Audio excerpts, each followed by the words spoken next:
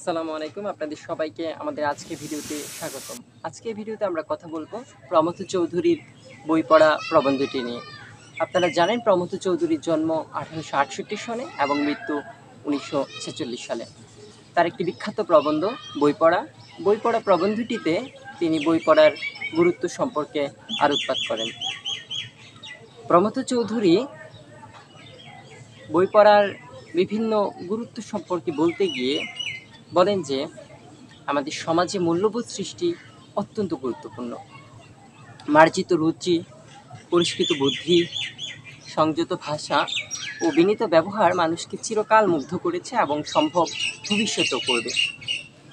এ সকল বস্তু সমাজকে উন্নত করতে না পারলেও সমাজকে অলঙ্কৃত করবে এবং সেজন্য আমাদের নতুন প্রজন্মকে, আমাদের পাঠকদেরকে অবশ্যই প্রচুর বই পড়তে হবে।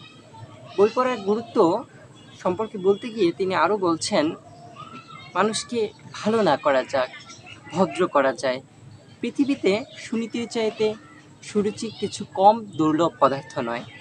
আবার তিনি অন্যত্র বলছেন, সুনীতি সভ্য সমাজের গোড়ার কথা হলেও সুরুচি তার শেষ কথা। প্রমথ চৌধুরী তার বই পড়া প্রবন্ধে আরও বলছেন, আমাদের বর্তমান শিক্ষা ব্যবস্থায় লাইব্রেরি হচ্ছে একরকম মনের হাসপাতাল। প্রাবন্ধিকের মতে শিক্ষক ছাত্রকে শিক্ষার পথ দেখিয়ে দিতে পারেন, মনোরাজ্যে ঐশ্বর্যের সন্ধান দিতে পারেন, শিক্ষার্থীর ভেতরে জানবার আগ্রহ বাড়িয়ে দিতে পারেন, এর বেশি কিছু নয়। প্রমথ চৌধুরী তার এই প্রবন্ধটিতে আরও যেই কথাটি প্রতি জোর দিয়েছেন তা হচ্ছে, মনের দাবি রক্ষা করতে না পারলে মানুষের আত্মা বাঁচে না।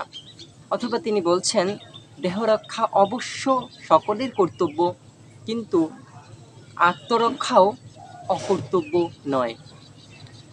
পরিশেষে প্রমথ চৌধুরী কাউকে শখ করে শখের বসে বই পড়তে বলছেন না, বরং তিনি এটি নিষেধই করছেন। প্রাবন্ধিকের ভাষায়, বই পড়ার শখটা মানুষের সর্বশ্রেষ্ঠ শখ হলেও আমি কাউকে শখ হিসেবে বই পড়ার পরামর্শ দিতে চাই না। প্রথমত, সে পরামর্শ কেউ গ্রাহ্য করবে না, কেননা আমরা জাতি হিসেবে শৌখিন নই।